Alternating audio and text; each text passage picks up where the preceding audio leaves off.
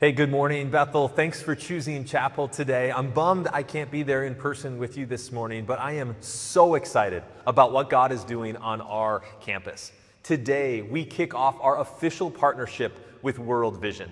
As part of the Living the Good Life Chapel series, we are going to take 2 weeks to intentionally live this thing out right here in chapel. See, all of Jesus' words, all of his teachings in the Sermon on the Mount, you and I, get the opportunity to actually put them in practice. So, this is what it's going to look like. Today, we're going to flip over just a few pages in the Gospel according to Matthew chapter 25. And Pastor Sara is going to invite you into what I would call like spiritual practices on steroids. It's called the Matthew 25 Challenge, and it truly invites you and I to see and feel the world as Jesus does. Then, this upcoming Wednesday in chapel, you are going to hear the inspiring stories of 2 of your classmates, Micaiah and Shalom, who literally are going to represent you in Ethiopia in just under 2 weeks. Finally, next week on Monday, we'll introduce the spiritual practice of generosity. It is a spiritual practice that truly has changed my life.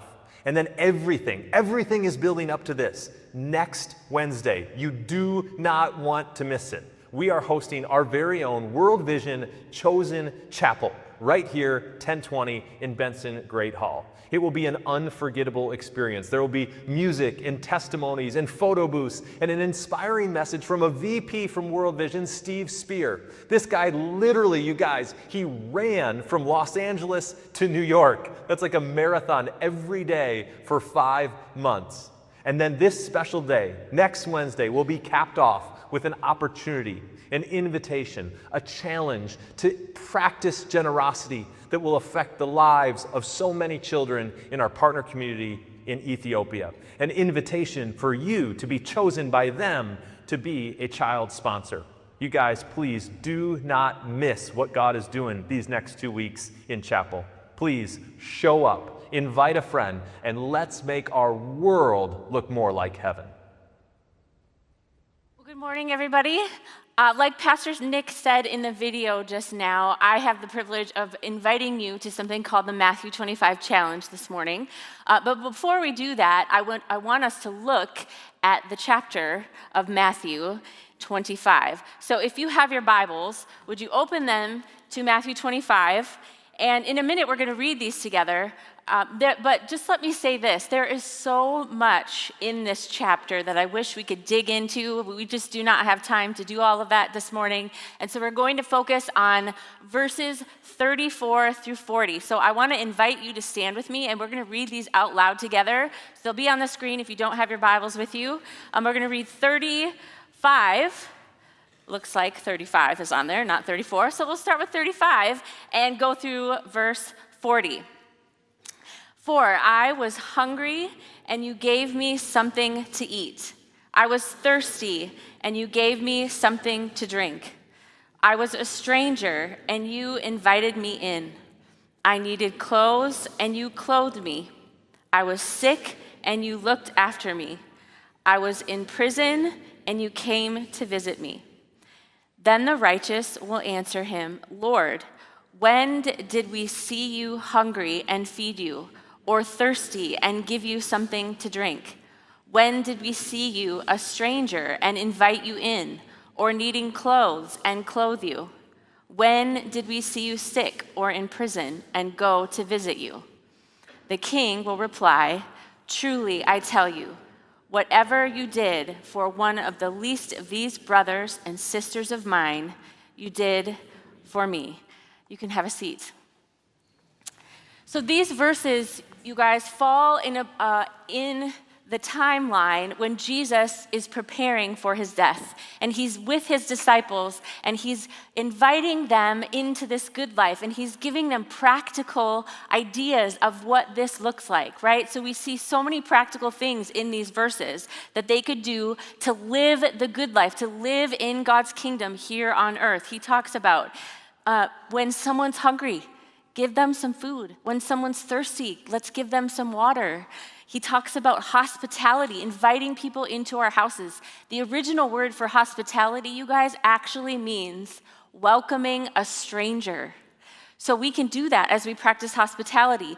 When we see people who need clothes, we give them clothes. When we see people who are sick, we help take care of them. And when there are people in prison, we can actually go and visit them. So these are very, very practical things, right? To meet people's physical needs, and Jesus is inviting the disciples to do that as well as us. And the cool thing, if you look at verse 40, he says, "Truly I tell you, whatever you did for one of the least of these brothers and sisters, you did to me." So when we do these things, it's like we are doing them to Jesus himself. So this is our invitation today, you guys, is to do these things. And I will say this, it isn't just an invitation to do these things once in a while, when we feel like it, or when it's convenient, or maybe when we feel like we have money or we have the things to do it. It's an invitation to practice this as a way of life. The good life is a way of life, and it affects all of our life. And I think if we're going to have this be a way of life, we need to think about rearranging our lives. And I think what it's going to take is for us to slow down and pay attention to where God has placed us and to the people that are around us. Because when we pay attention, we can notice the people that God has placed in our lives. We notice the people that have needs. We notice the people that are around us that need encouragement or care. But if we're living our lives at such a fast pace and so busy, we don't have time to notice those things. But if this is going to be a way of life, we need to slow down so that we can pay attention. And do you remember the practice that I invited us to last week? The practice of the examine? That will actually be a helpful spiritual practice in slowing down and paying attention, because it allows us to review our days with God and to notice the people that we came in contact with that day, the invitations that God gave us that day, so that we can do something about those things. So I keep saying it over and over, but we have to be people who pay attention. So this week, we are going to give you a very, very practical way to practice this. And if you haven't noticed it yet, which I think it's been on the screen, but we are inviting you to do something called the Matthew 25 challenge. Now, you might be asking yourselves, because I'm sure you already saw a part of what it is, but why would we do something like this? Well, here's the thing. When we put ourselves in a position where we put ourselves in someone else's shoes, when we experience some things that other people experience that we don't normally experience, it helps develop empathy and compassion in us. It helps us love others well because we can understand a little bit better of what their situation is. So today, actually starting tomorrow, you are going to be invited to do one thing every day that might challenge you a little bit.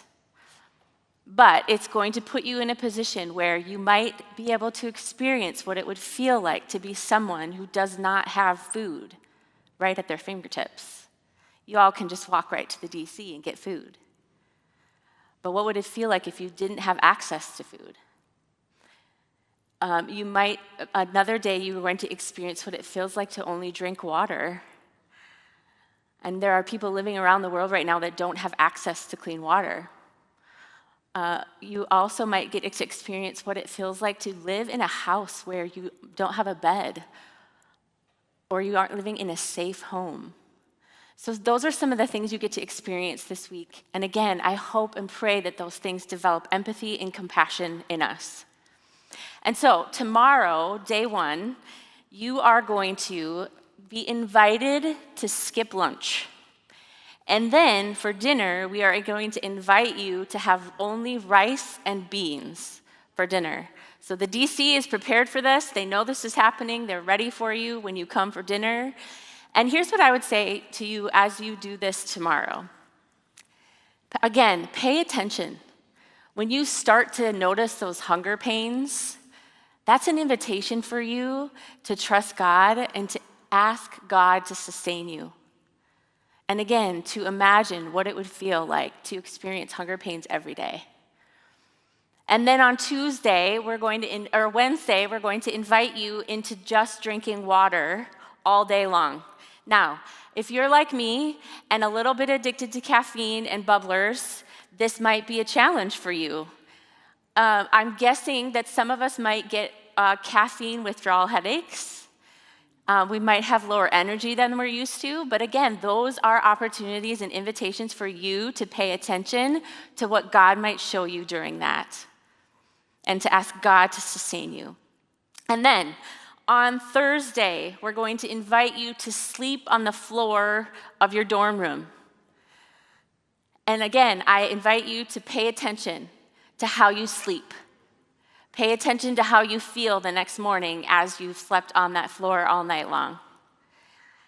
And then on Friday, we're going to invite you to wear the same clothes that you wore on Thursday. This will be a practice that might help you see how much you actually worry about your clothes or worry about what other people think you're going to wear.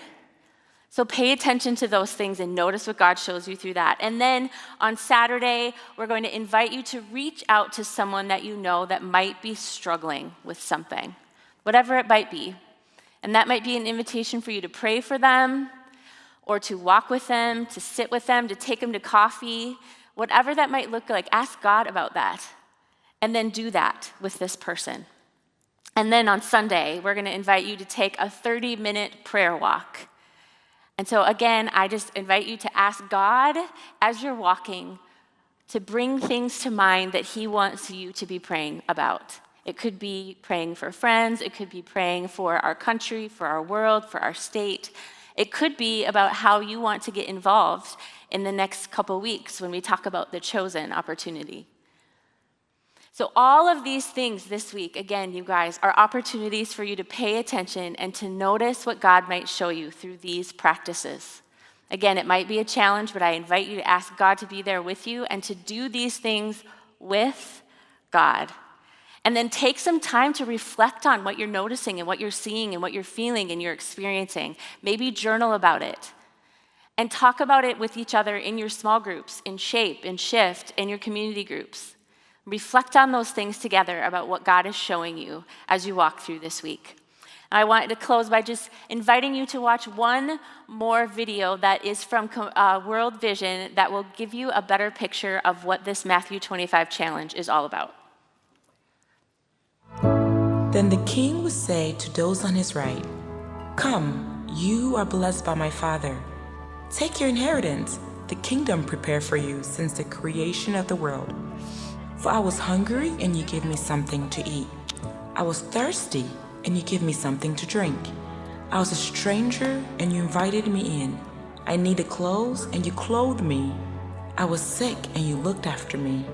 I was in prison, and you came to visit me." Then the righteous will answer him, "Lord, when did we see you hungry and feed you, or thirsty and give you something to drink? When did we see you a stranger and invited you in, or needing clothes and clothe you? When did we see you sick or in prison and go to visit you?" The king will reply, "Truly I tell you, whatever you did for one of the least of these brothers and sisters of mine, you did for me." The Matthew 25 challenge was a transformational moment for my family and I. There was one particular day when the challenge was to sleep on the floor. And I walked by my daughter's room, and she was already there on her sleeping bag, reading her Bible.